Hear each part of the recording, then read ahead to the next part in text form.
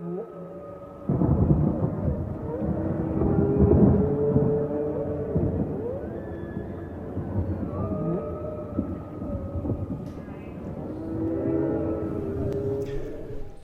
one will be a little different, clearly. Talking to you from February of 2022. I'm going to recite a poem from Taco, written in November of 2011, about November 11th of 2011, 11/11/11. In 10 days, it'll be 2/22/2022. What? Anyway, I'll jump right in. Joshua Tree, parentheses, McKenna's heroic dose, end parentheses. Went for a walk. People and dogs and children enjoyed the plants. Stay on the path, noted by the rocks, so as not to get lost. The journey to the restroom, the letters on the Joshua Tree leaves, telling the tales of hundreds of hot and dry summers and cool and temperate winter days, and of a few frozen nights, and of the Eviatim presences, and of my ancestors camping there also, as well as the ancestors of some of the other campers there, and the film crews and tourists, and desert dust communing with night and day skies. The stares of the neighbors were bothering me, and my ancestors were arguing amongst themselves within me.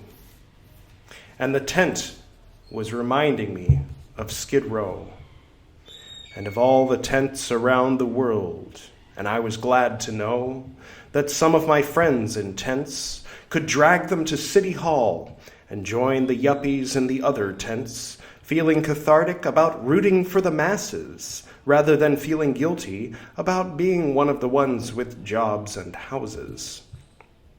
I remembered the voices of the ladies laughing and carrying on and teasing their husbands in the tent city, surrounded by pea smell and jonesing and smoking and shooting up and arguing and looking up at the inside of a tent like this one, and raving about all the sons of bitches out there ruining it for everybody, or the sober ones, or ones like me on psychedelics in tents, or in tents in the mountains and starting fires, and the yuppies I grew up with talking about some stupid homeless hippie starting a fire and dying, good riddance to him.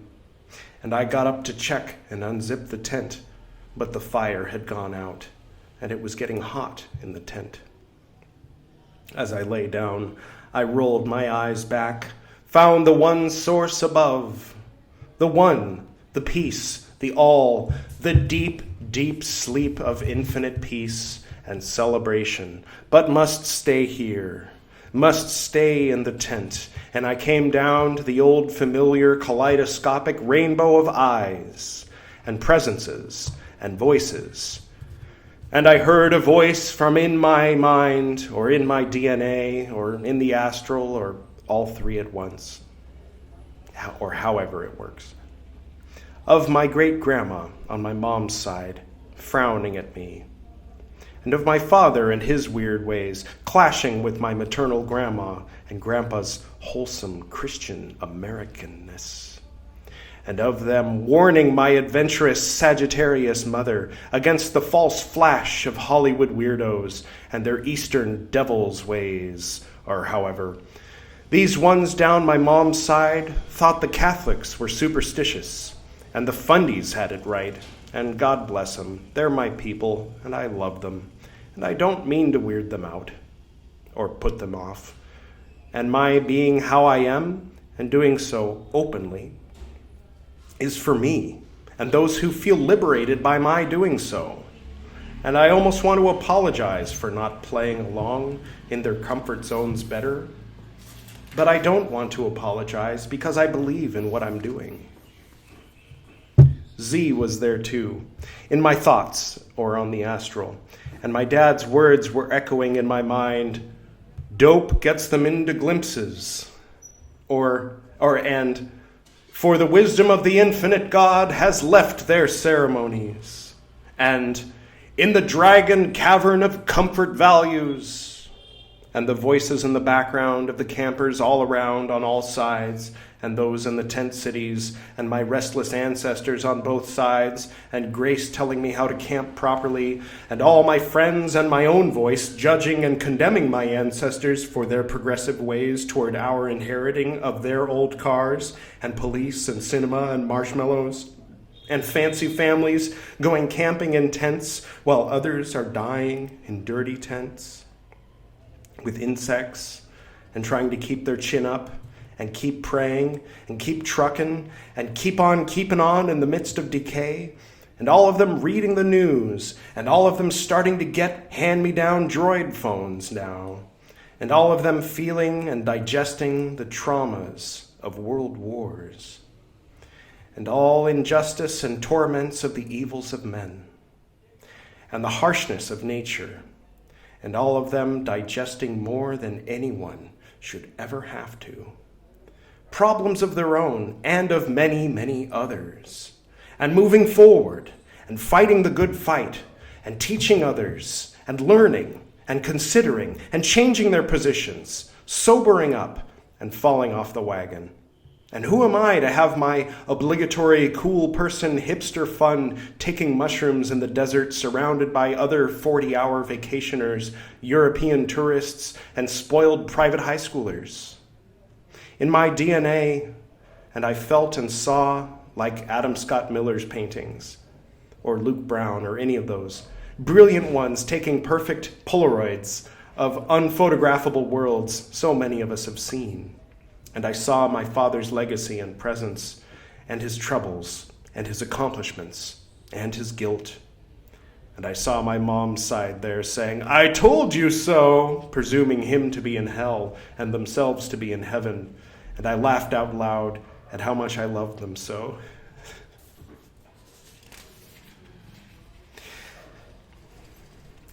But in a pained way.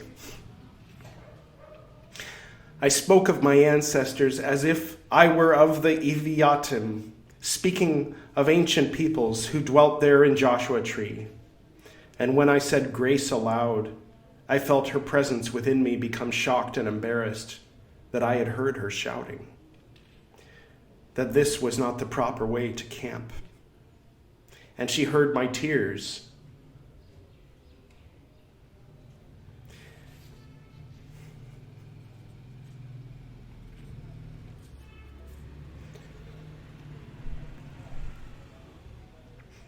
And she asked for my forgiveness. And I laughed. Of course I forgave her.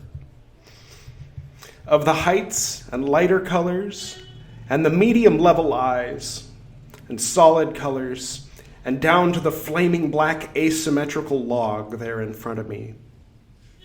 And as I thought of the difference a few atoms make between this and DMT, it kicked in fiery in the center of my head, and I saw the plants as green fire, and smelled that smell like some cactus I couldn't find at the Huntington. I felt I had the blessing of my ancestors to go ahead and do what I do. I felt that all were in agreement and okay with my opting out of the thalamic rite in the art scene.